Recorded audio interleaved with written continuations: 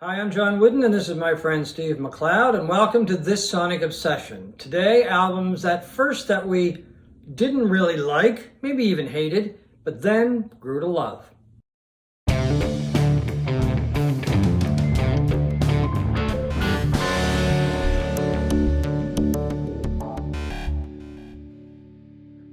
Hi folks, today we're going to talk about some albums that when we first heard them, we didn't really like them that much.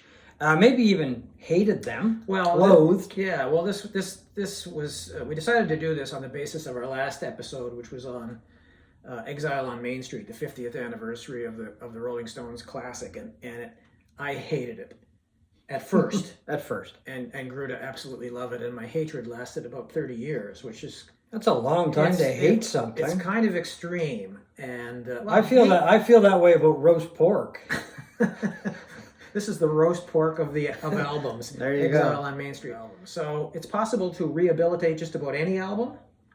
And so it got us thinking about some of the albums we didn't like, but then grew to appreciate their greatness. So why don't you start? Okay, the first album that we're going to talk about is by King Crimson. And it's the first King Crimson album, In the Court of the Crimson King. I remember when I first heard this, I'm like, what is this? It's a very different album. Oh, it's extremely different. Very different from anything that, around that time, right? Yeah, it had come before. I guess not. Anyway, I just really couldn't get my head around that album for a very long time. There were parts of it that I liked. Yeah. Some of the more mellow parts. But then there was just stuff on there like 21st Century Schizoid Man and, stuff that was just kind of blowing out of the stereo. Very abrasive. Very abrasive. Song, I've never warmed to that song ever. Well, now I like it, yeah. But overall, it was one of those albums I'd listen to it, put it back on the shelf, dig it out, listen to it, put it back on the shelf, never parted with it, always kept it, because there was always something there that I did like, but I just didn't like the album overall. And I don't even know what the tipping point was, why I started to like it. I think it was like more listens to it. And then also I think more listens to other King Crimson material. Because I've always found King Crimson to be a very interesting band. Mm-hmm. I don't like all of the stuff. Some of the stuff is just way over the top. Very challenging, a lot of it. Yeah, it's very challenging. So the more I listen to other King Crimson material, the more I would go back to the first album. Well, I think maybe some of it has to do with the fact that album tops a lot of prog best of lists of all time. Oh, yeah. How many times have you read that it's number one or Close to the Edge by Yes is number one, but it's right up there in the top 5 of probably prog royalty. Yeah, and I put it up there. Yeah, I would put it up there. I don't know if my number 1, number 2, and you said Close to the Edge by Yes. I prefer Fragile. But anyway, that's a personal preference. I do too. Yeah. But anyway, I really liked that album. It's to me, I guess it was the beginning of listening to prog seriously. I mean, there was other stuff that came out about the same time that I still like, I still listen to. That album, I still listen to it a lot. I probably have listened to it more in the last 5 years than I did the whole, the years before that. But anyway, I've just embraced it over the years, I think, from repeated listenings and listening to more King Crimson, because, as I said, a lot of the stuff, Starless and Bible Black, Lark's Tongue and Aspic, I find there's really interesting stuff in there, but some of it's just, I don't know, just a little too much. A little out there. A little out there, yeah. So, anyway.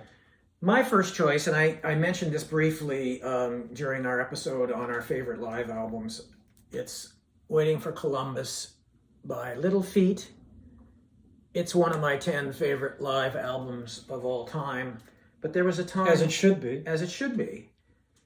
Oh, and I'm going to reveal something today that I didn't quite reveal the last time. Okay. I said I hated it and I gave it away. I didn't, and I'm embarrassed to say this. Did you give it away? No, I destroyed it. Whoa, that's sacrilege. I took a pen or a knife or something, carved it. Seriously? I'm serious.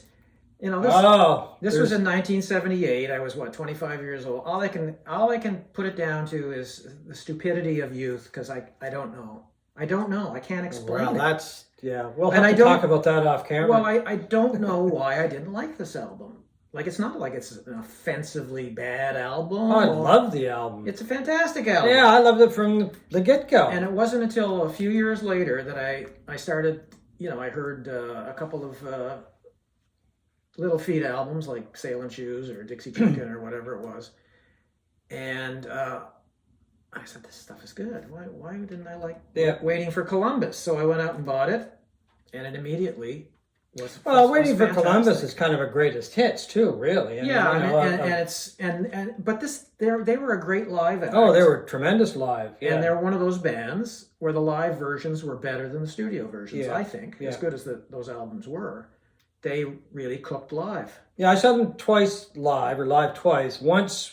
Neither time with little George. He had passed away by then, but Craig Fuller was with them once, and the second time he was not with the group anymore. First time they were tremendous, a lot of energy. I mean, I couldn't take my eyes off of Richie Hayward on drums, such a tremendous drummer, and really the engine behind that group. Yeah. So anyway, they did continue on, and they're still playing. They're still playing live. They're doing a tour now. So I would suggest anybody go see them because they are still a very good band live. Well, last time I saw them, the only band the only album I've ever thrown away. Thankfully, I don't know what was wrong with me at that time. I don't know. There's no explanation for it. I don't know what to say about that one. Oh, there you go. Anyway, I was embarrassed. We'll talk about it off camera. I was embarrassed to tell you. Well, you should have been. Okay, my next choice is a band that I kept hearing about when I was a kid, and was very interested in this band because, first of all, who was Jethro Tull? I mean, I had no idea who Jethro Tull was, and of course it wasn't anybody in the band. Initially, I think I was like a lot of people. I was trying to figure out who Jethro was, right? But anyway, I finally got a hold of this album, and I can't remember how I got it. I would have had to order it from the United States, probably. I'm not quite sure, because a lot of stuff then was an import. Mm-hmm. Anyway, I got the album, put it on, thought I would get blown away, because I'd heard a lot about the group, and I just like, what is this? I couldn't figure out if it was rock, if it was folk rock. Wasn't a really good mix. It didn't really fit into any category, I guess. And I guess I was looking for straight ahead rock and roll. And because that's what I had been led to believe that the band sounded like. It's kind of blues rock, I guess, eh? Well, kind of bluesy, kind of rock, but there is a folk element in there as well. Anyway, I got the album, listened to it a few times, didn't like it. A buddy of mine liked it, so I sold it to him for, I don't know, a couple bucks or whatever. Got my money back anyway. But I would go to his place, and he put it on. Like, always. He put on Jethro Tull. I said, what are you playing that for? He said, well, I like it. Well, obviously you like it. You bought it from me. But the more he played it, the more I got to like it. It's kind of like it grew on breaking up with a girlfriend, and then you realize when your friend is going out with that girl, yeah, exactly. It's not so bad. Yeah, I want her back. Well, I didn't get the album back. He wouldn't give it back to me, but I just really got to like it because I think it is because Jethro Tull with this album kind of left. I don't want to say left the blues rock feel behind, but they were just a unique sound. You didn't hear this kind of sound back then. And then it would get even more unique from that point on, right? Yeah, exactly. Act Along, and then Thick as a Brick. Thick as a Brick, and Passion Play, and, continue on. So anyway, I just, the more I listened to it, and it was just because somebody else was playing it, I grew to like it, and I grew to like the sound, and then I would hear more about the band and how good they were live, so I just got a lot more interested. All right, the question everybody wants answered for this. Who is Jethro Tull? Who's Jethro? Do you file this? You file your records alphabetically? J. You file it under J instead sure of I T? do. Yeah, so do I. So it's like Rolling Stones. What do you follow under? R. Yeah, but Jethro Tull is a name, even though it doesn't, you would think maybe. I'm not sure there's some. He was a farmer or something, wasn't he? Was it the guy that invented the cotton? Not the cotton gin. Yeah. Something to do with farming, I believe, in British history back in the Middle Ages, as far as that goes. Farming implements. But anyway, my next album is "Here Come the Warm Jets" by Eno, or Brian Eno, as some people call him. I prefer Eno. This was an album that was so adventurous and unusual when it was released that I just really couldn't wrap my head around how different it was. Especially coming from a guy who always called himself a non-musician. No, that's right. Yes, I'd forgot from his days with Roxy Music. Yeah, and in Roxy Music, on the album credits, he's listed on synths and tapes. Oh, yeah. You know, so he was very much a pioneer in using tapes in tape loops and all of that, and textures. Kind of like post-rock, I guess, a little right? bit. He was a lot of post everything. I mean, he was a very much an innovator, and you know, he created some of the best albums of the 70s. Like, you know, this is Taking Tiger Mountain by Strategy. Another Green World is another one, and Before and After Science, which I only have on CD, and they were just really interesting albums, but I wasn't ready for that. And when this came out in 1974, I believe, I loved one song on it, Baby's on Fire, which has an incredible guitar solo by Robert Fripp, a long, distorted, just an unbelievable guitar solo. But the rest of the album didn't grow on me until later, probably, you know, 10 years later, as the more I played it and I started, you know, discovering that this is really unique. Yeah. Really, well, he is very unique. Very unique. I mean, he, you know, after this, he was into ambient. He basically created the genre of ambient music. And he was into electronic music. And then later, when he became even more famous as a producer with bands like U2 and Talking Heads, you know, he produced Talking Heads when they were into their funk period and all of that, and world beat music and stuff like that. Just an unbelievable non-musician. I mean, he's being modest. He is a musician. Yeah. Well, I mean, you listen to his the Roxy Music when Eno was with him, and then after he had left, there's a dramatic change in the sound of Roxy Music. You know, over an album or two. Anyway, you know, that first album I find is totally different than anything that came after that. Well, you know, it's so closely related to For Your Pleasure. He was very into sound. Yeah, you know, exactly. And weird textured treatments and guitar treatments and stuff like that, and just became an absolute fantastic album in my collection. Just a very adventurous, innovative musician. Well, that kind of seems to be the common thread. It's the stuff that is stuff you're not ready for. Yeah, stuff you're not ready for, maybe, and I'm taken by surprise, I guess, maybe, expecting one thing, hearing another, surprise, and then after a while... It's outside your comfort zone, you know, you're just not used to hearing stuff like that, and he certainly fits the bill perfectly for that. Yeah, I mean, I was a huge Jeff Beck fan, have been a huge Jeff Beck fan for years, since the Yardbirds. And the solo stuff, the albums that he made with Ronnie Wood and Rod Stewart, that Jeff Beck group, and then the other Jeff Beck group that did Rough and Ready, and then the Jeff Beck group album, which is called the Orange Album. Love those albums. And then along comes Blow by Blow. Totally instrumental. Jazz. Very jazz. Jazz fusion. And I'm like... Is this one of the coolest guys in rock history? Well, he's definitely, one of the coolest. I mean, look at this guy. Yeah, just the way he holds a guitar is cool. Gibson, and oh my God. You know, but anyway, I heard that album. I was like, what is this? Like, I just wasn't ready for, totally instrumental for one thing. Yeah. And the jazz fusion sound of the album, it was produced by George Martin, by the way, who, of course, produced the Beatles. And I was like, okay, I don't like this. And anyway, once again, I put it on the shelf, dig it out, put it on, play it, like it a bit more.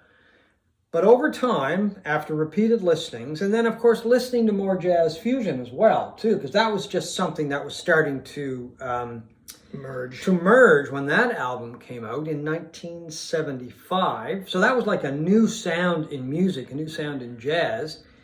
So that kind of came at the same time, the whole body of jazz fusion work. And so I was listening to more of that when I could.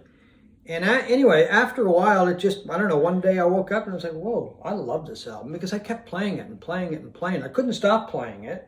but still didn't totally like it. But as I said, after repeated listenings and then embracing more jazz fusion and even embracing more jazz, because my tastes were changing, I think they were maturing is probably a good way to put it. And anyway, I love the album. I mean, it's I still love the Orange album, and it's between the Orange album and Blow by Blow, my favorite Beck albums. And I really like Live at Ronnie Scott's, and I really like Emotion and Commotion, and I really like Rough and Ready, and I really like you get it. It just I like them all as far as that goes. So. No, I like that album from the beginning, and the follow-up Wired. I think I liked even more. I was on side right from the beginning.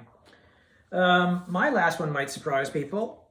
It is Led Zeppelin IV. And really, to be honest, I could have picked any one of their first 4 albums, I think, for this. I was just not into the Led Zeppelin thing when I was in high school. Like, if you went to high school in the early 70s, practically every male kid in school was into Zeppelin, Deep Purple, Uriah Heep, Grand Funk, and Black Sabbath. And I didn't care for any of those bands. And I mean, I did like some of the stuff that Zeppelin put out. You know, I liked Whole Lotta Love as a single, and the Immigrant Song from Led Zeppelin III. And of course, I mean, who couldn't, back in 1971 when this came out, it was 71, wasn't it? Yeah. I can't remember the year, but it was in that area. You couldn't go anywhere without hearing Stairway to Heaven, and it really was an incredible song. Oh, yeah. But it was the raucous side of Zeppelin that I just could never get on board with, at least initially, like songs like Black Dog and Rock and Roll. I love Black Dog. I do now. That just pounds. Yeah. I do now.